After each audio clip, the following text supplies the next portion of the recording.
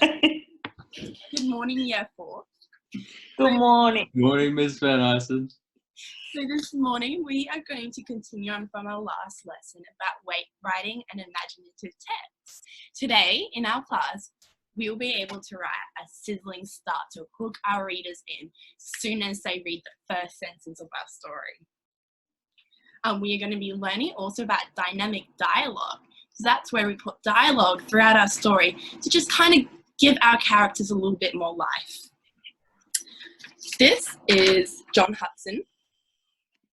John Hudson was a sometimes chimney sweeper and the youngest First Fleet convict at the time of sentencing, and was tried at the Old Bailey, London on the 10th of December 1783 to 7 years transportation for felony, but not for burglary. John's crime was breaking and entering the dwelling house of William Holdsworth in East Smithfield and stealing one linen shirt, value of 10 shillings, 5 silk stockings, a value of 5 shillings, 1 pistol, a value of 5 shillings, and 2 aprons, a value of 2. So we are going to revisit John Hudson's story in a minute. We are going to move on. So I want you guys to get out your work. I want you to get out your workbooks, and I want you to write the 4 main elements that we learnt last week about the structure of an imaginative text. So remember, we have our introduction to our characters. What comes next? I'll give you a few minutes to write it down in your workbooks.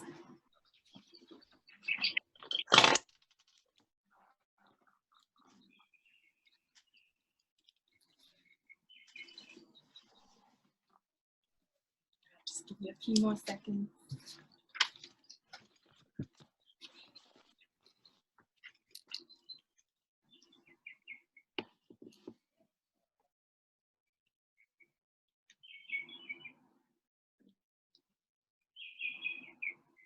Awesome. How are you guys going?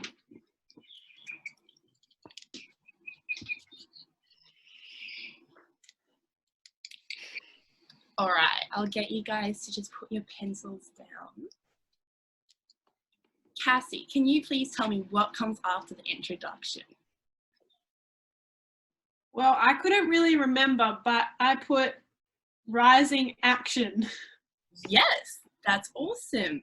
So what could that also fall under? Maybe what could be an example of a rising action?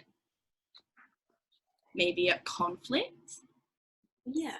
So something bad happens, and then we reach that and then what comes after the rising action and the conflict? Elise, can you tell me? Resolution. Yes, so last week I made a bit of a mistake and I left out the climax. All right, so the resolution does come after the climax, but the climax is where the story brings, where your heart's pumping. That's the moment is where the reader is like, will they, won't they make it? So that climax, that tip of the climax is when you can bring it down and the resolution can result. This is a diagram that I found.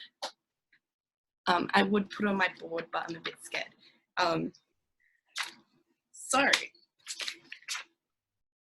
I'm going to read a few sizzling starts, and I really like you guys just to kind of tell me I would like you to tell me what you think the story will be about. So the first one is, bursting with excitement, she ran out the door. Mitch, what do you think that this story will be about? She got a dog. A dog? Awesome. Elise, what did you think happened? Well, I'm not sure. Maybe she's going to meet somebody. You definitely probably need the next sentence for that. But it's you got hooked in. Hey, Mitch got excited because he was like a puppy. The next one. Are we there yet? Complained Molly for the 100th time. This one's a little bit more explicit. What do you think the story would be about if that was a sizzling start? Caleb. Traveling. Traveling. Traveling. Awesome. So that story could be about where they're traveling to, where they, what the destination is, what the journey was like. What about one more? If he failed, all hope would be lost. What do you think the story could be about, Cassie? Someone falling off something and hurting themselves. Yeah. So these were they were pretty broad, sizzling starts. But that's how we should start all our sentences, especially the first sentence of our diary entry that we'll be writing in a few weeks' time. So I've got a little story, a little introduction for you. It's not about the First Fleet, but I'd also really like you to listen to all the adjectives and describing words. There's sizzling start, and there's also some dialogue. By late afternoon, there were 7 people drawing, painting on the wall. Tessa was doing Dancing Elephant. A man with no arms had come out to borrow a book from Donald, was drawing a giraffe because, like Bill, that's all he could draw. And a lady called Pip, who had come to help Tessa make strawberry jam, painted some fluffy clouds on a blue sky. They were joined by Matt's big brother, Tom, who hopped into the room and calling out, "Make way for the professional artist, 6 months off getting his diploma." So we saw a little bit more dialogue and a lot more about the story. I feel like from reading that, I have solid information to make the story up and imagine the story up in my head. So Tom's words in the text makes it more vibrant and helps paint a picture in the reader's mind. Did you get a picture of what the room felt like? So we saw some people painting. We saw a person with no arms. So it was very descriptive. It made a happy, loud, and artistic group of people all working together. When Bill meets stuck-up Isabel and her family, Isabel's wealth seems pretty dull in comparison. Adding dialogue is a great way to make writing more interesting and dynamic. Awesome. So we are going to build an introduction together. Awesome.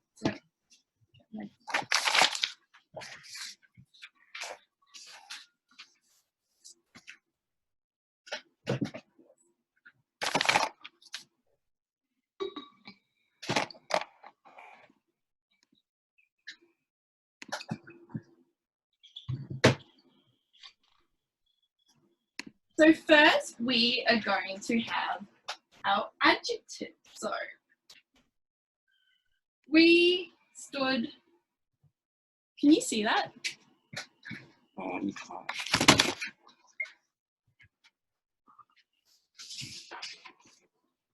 No, sort of. Awesome. We stood outside. My handwriting's atrocious. We stood outside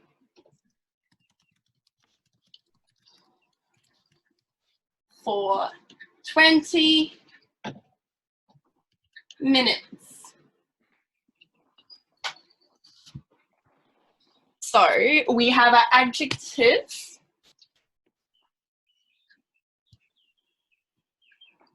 So we stood outside for 20 miserable minutes. So that is our adjective. So we have our adjective there. Now we need to add the when. So we need to, this morning. So let's rearrange the sentence a little bit to make the when available. So, oh, sorry. So this morning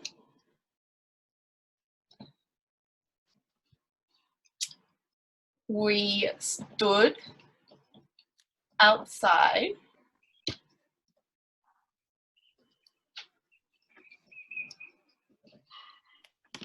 for 20 miserable minutes. So we added our adjective, and then on our next line we have added the when. So this morning we stood outside for 20 miserable minutes.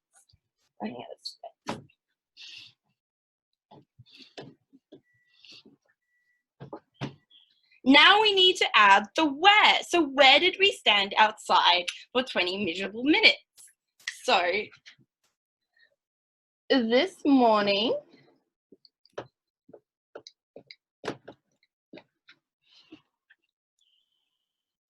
we stood on the sidewalk in front of the school for 20 minutes. Cassie, can you please tell me where they stood outside? On the sidewalk in front of the school. Awesome. At least when did they stand outside? In the morning. Yes, good job. All right, so we're going to add something else. Can somebody please take a stab in the dark to what will come next to our introduction? So we added our adjective, we've added our when, we've added our where. What about our how? How did we get there? No, how we were standing there.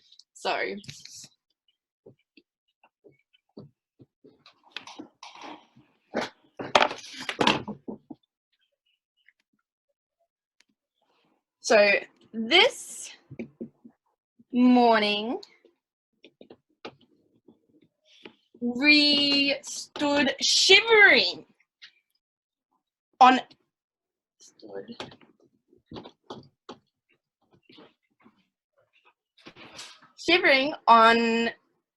a snow-covered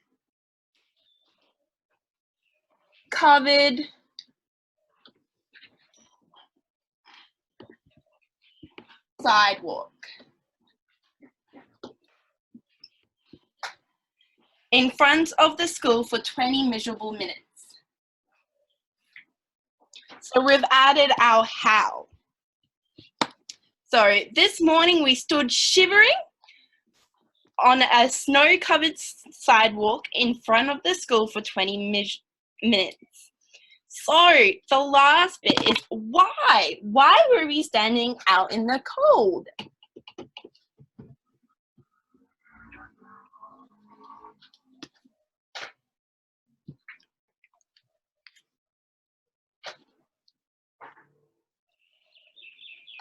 I'm not going to write it because it's going to take too long.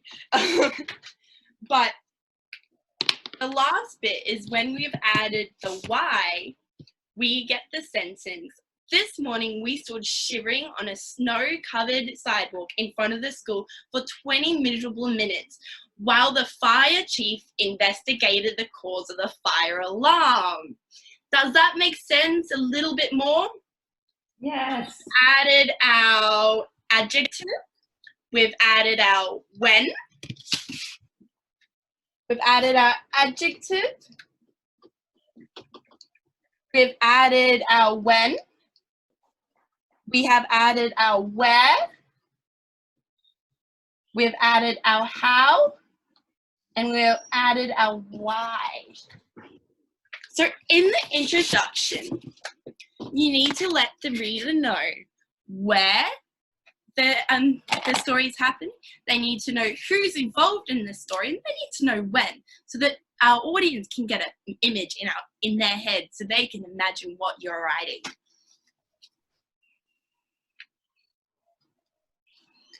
All right, so we are going to use our knowledge that we have learnt today, and